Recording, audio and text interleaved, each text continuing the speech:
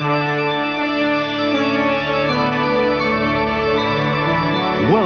to Sky Television.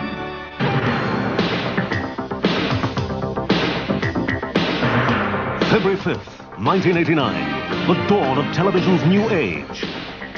And the most dramatic innovation in broadcasting since the launch of commercial television in Britain more than 3 decades ago.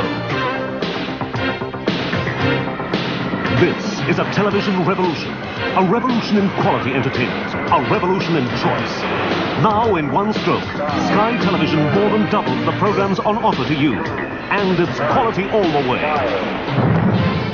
Sky Television lifts off with 4 new channels. And there are 2 more still to come. Sky Channel, the pioneer, is bigger and better than ever. Join me on Sky Channel. More than 40 hours a week of brand new programs produced exclusively for Sky. Don't miss it. Sky News. For the first time, you'll have round-the-clock access to news and information. The wreckage of British Midland Flight BD92. From the world's newest purpose-built newsroom in London, Sky News, 24 hours a day. Sports fans will be on the ball with Eurosport. Our historic joint venture with the European Broadcasting Union. We could have a new world champion. All the sports live from around the world. Sky Movies, hundreds of first blockbusters for the best in film entertainment. The film world's hottest stars. More than 30 new titles every month. In our first year, 400 films never seen before on ITV or BBC. And that's the truth. And still to come in 1989, Sky Arts. Plus, the ultimate in family entertainment, introducing the Disney Channel. That's 6 top-quality television channels. That's the Sky Television revolution. Now, that's what we call choice. Let the revolution begin.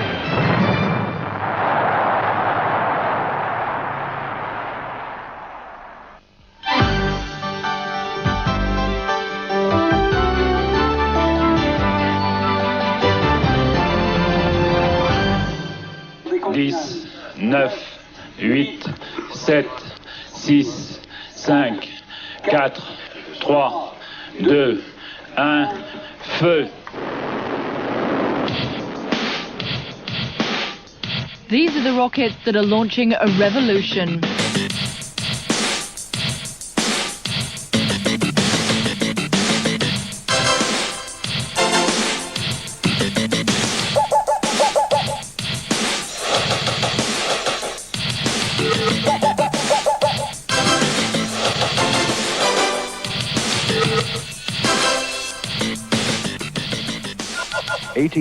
Past midnight British summer time, the 12th of July 1962. And now there are 20 seconds to go before Telstar should come into orbit. This is the start of the first revolution, as these television pictures are bounced across the Atlantic. And it is hoped tonight. There's a tuning signal appearing there. Clear as a bell indeed. Clear as a bell.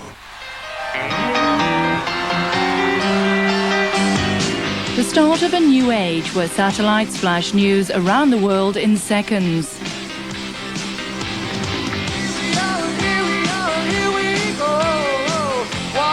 Satellites united the world, helping rock stars raise millions for the starving in Ethiopia. But although technology marched ahead, the number of television channels which viewers could receive was still limited to a handful. And it's quite obvious that there are many evenings, in spite of the quality of television they provide, when one would rather watch the spin dryer. I think I share the same taste as the majority of people in this country, and I don't think we get enough of what we're all truly looking for. Very often it's hard to find any program that's interesting. Sky plans to change all that. We're at the start of another technical revolution. Programmes are made here in Osterley, West London, then transmitted to you at home via satellite. You can receive up to a dozen other channels just by flicking through the control box on top of your television set. But how can all this happen? Where do the pictures come from? And why can a small dish in the garden or on the roof offer so much extra choice? Well, our story starts in the South American jungle.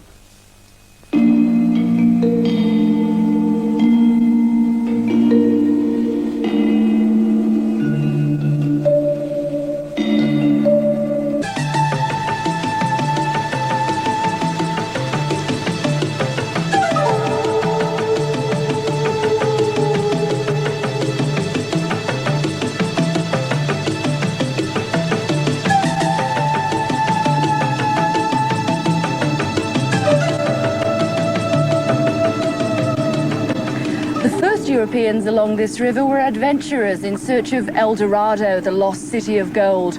A few of them did survive the trip, but most were swallowed up by the jungle, victims of disease, wild animals, and even cannibals.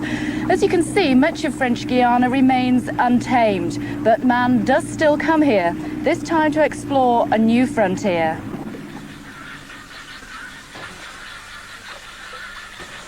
French Guiana doesn't look quite the place for spectacular breakthroughs in space technology.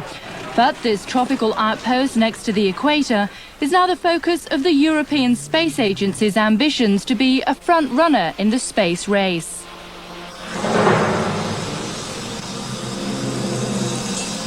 The Ariane 4 is bigger and more powerful than before, able to carry 2 satellites into space. December 11th, 1988. Take-off for the TV revolution and the end of the BBC and ITV's unchallenged control of the programme schedules. We as government can't stop the satellites being launched. We wouldn't want to stop them.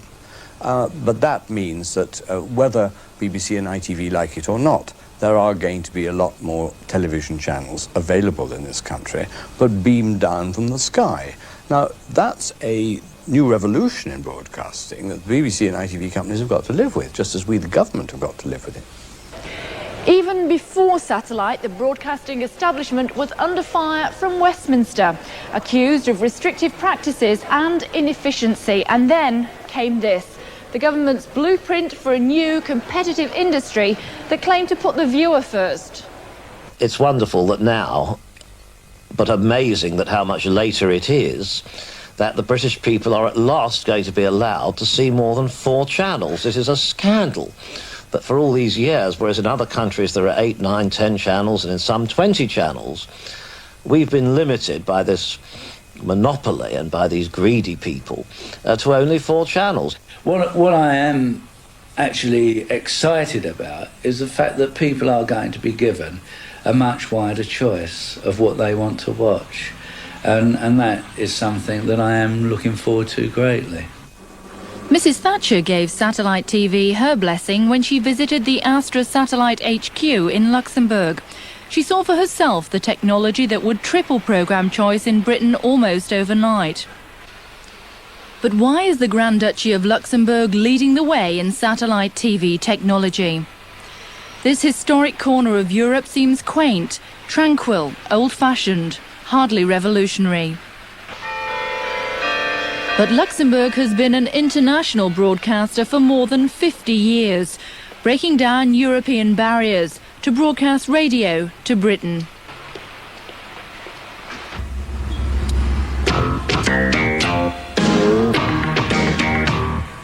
Radio Luxembourg. Broadcasting on 208 meters in the medium. 3 generations of British teenagers have grown up to the beat of pop music, broadcast from Luxembourg. Our programs commence in just a moment, and they'll continue until 3 a.m. in the United Kingdom. We hope you'll stay with us, because Radio Luxembourg rocks Great Britain, Great Britain, Great Britain. Commercial radio making a big impression on Britain. Could satellite TV be even more successful? Just you and me in the radio, me, you and Radio Luxembourg, keeping us both entertained, and me paid. Here's the alarm. Inspired by the success of Radio Luxembourg, the government here decided to gamble on a far richer prize.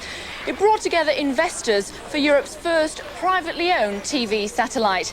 The stakes were very high. Luxembourg itself invested £30 million of taxpayers' money in a scheme its critics said could never succeed. In the early days, it was considered totally impossible. It was anathema to a lot of people around Europe, and governments and industry and investors all said it was totally impossible. Every single financial, commercial, technical, regulatory, legal aspect of Astra was considered a non-starter. But Astra has proved them all wrong. The company built Europe's first direct-to-home satellite, controlled from a multi-million-pound centre. Display RCS on Ramtech console. Roger. Around the clock, Astra is monitored in orbit, 23,000 miles above the Earth.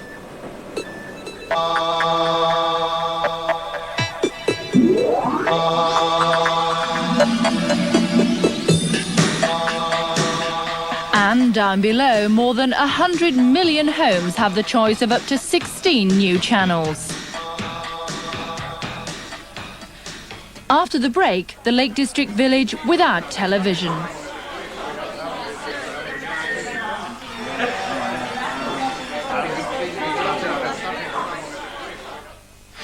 Dolly's Doing It, tonight on Sky Channel. It's an hour of sparkling entertainment that includes a host of special surprise guests. So join the stars and catch the magic of Dolly on Sky Channel tonight at 6:30. Tonight, check out the craziest kid around, superstar Michael J. Fox. He's not a normal boy.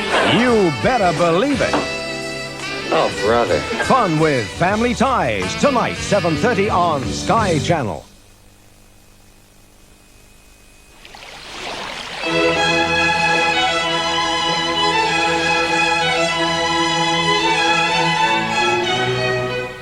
The Lake District, home of Wordsworth, one of Britain's finest poets. This landscape inspired some of his greatest works. But before satellite TV, that most popular form of 20th century entertainment, television, barely existed. This spectacular Lake District scenery attracts 2 million visitors every year. But unfortunately, these beautiful hills also caused a major problem for locals here. It meant it was almost impossible to get a decent TV signal. In an age when most British homes have 2 TV sets, Patterdale was pushed to receive any signal at all. What do you mean? Listen a minute, it's wonderful. It's not wonderful. You'll never get nowhere unless you finish school. Yes, last night there was nothing again. And in the last few weeks it's deteriorated tremendously. But we have got something sometimes, whereas other people have got nothing. These pictures are received via a primitive cable system, but that is old and would be expensive to replace. So the village's television committee met recently to wind it up. That would have meant no TV at all in Patterdale. People can either go their own way and see how they want to get television, because as you know, there are satellites now, but don't give you BBC 1, BBC 2, ITV or Channel 4. After the bad news, the locals met in the nearby pub, what's left of their TV picture, making its last valiant efforts before the plug is finally pulled. When you think about it, a few years ago, it was everybody expected to have a radio. Well, nowadays it's a television. It's a basic human right, like electricity or water, running water. I feel deprived, a second-class citizen, in fact. But it's not just the locals who are angry. The village hotel owner says tourists can't bear life without TV. Well, it's a disaster for us. Last year, over the last 3 years, we spent £250,000 on updating all the rooms. All the rooms have private facilities, and we can't get television in the lounge. So I lost the contract. That was one of the main reasons why I lost the contract from a company who I've been dealing with for 30 years. But while Patterdale had nothing, some parts of Britain had cable TV and a choice of 12 or more channels. And where viewers had more choice, more of them watched Sky Channel than either BBC 2 or Channel 4. With the current programming on the other 4 channels, the main network channels, there's a lack of variations, a lack of innovation, and it's quite repetitive. What cable has done for us anyway is provided us with an alternative. But will countless channels offering limitless choice mean poorer programming? Could expensive, well-made drama series no longer be affordable, watchable television? Sherlock Holmes is cheerful, so Sherlock Holmes must have a case. The ITV companies complain the government's plan to rewrite the rule book could be a death sentence for high-quality drama, like Granada's big overseas earner Sherlock Holmes. Expensive sets like this Baker Street reconstruction would be a museum piece, while second-rate rubbish clogged the airwaves. All I'm saying is that although at the one end of it we have the most successful ratings show in Coronation Street, it's It's been there for quite a long time and will stay there for quite a long time. We've also made programmes which don't have that appeal to majorities. Those are the programmes that are at risk. Why will Sky be better then? Well, we're going to bring in the skills, techniques of people all over the world, as well as the best of British, and we're going to try to be better, but we're sure going to give people a choice. I'd like to see it a bit more defined. How much is going to be spent on it? I happen to know that certain types of programmes do cost a little more than the sort of monies that I expect are going to be spent on satellite services in the early days. Another critic of the new age of broadcasting, Shadow Home Secretary Roy Hattersley. 6, 5. But today he's the star attraction at a low-budget cable channel, which grew from America's multiple-choice system. It broadcasts just politics 24 hours a day. And I think, by and large, most politicians in Western democracies struggle to tell the truth whenever they can. And the viewers can even phone in to put politicians in the hot seat. Next call, Carson City, Nevada. Go ahead, please. Hello, I want to congratulate you on this discussion with our Labour Party guest. But with his background, he seems to be more of a Tory, of a Conservative, than a Labour Party rep. C-SPAN is so small, the MD doubles as the anchorman, broadcasting to 24 million viewers. During this live broadcast from Westminster, one of them corrected Mr. Hattersley on the history of Big Ben. Big Ben was named after Sir Benjamin Hall, who was the first Commissioner of Works.